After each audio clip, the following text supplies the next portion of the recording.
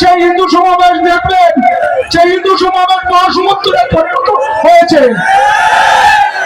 আজ হিন্দুরা জেগেছে, তাই বাংলায় বলতে বলে হিন্দুরা আজ জেগেছে। এখানে জামাত ইসলামী চাঁদাবাজি, টেন্ডারবাজি, দখলবাজি, ঘাটবাজি, বালু উত্তোলন, পাথর উত্তোলন, পাথর খেয়ে ফেলে, বালু খেয়ে ফেলে, জামাত ইসলামী খাই না। জামাত ইসলামী শান্তির দল, সত্যের দল, সঠিক পথে আছে।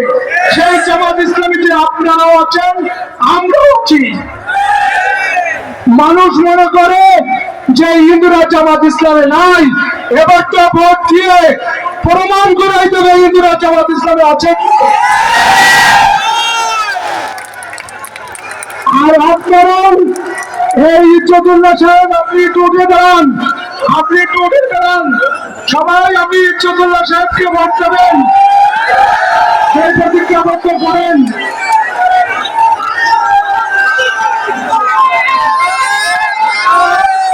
আমার সময় থেকে 2 মিনিট বিদায়, আরো বক্তব্য রাখার ছিল।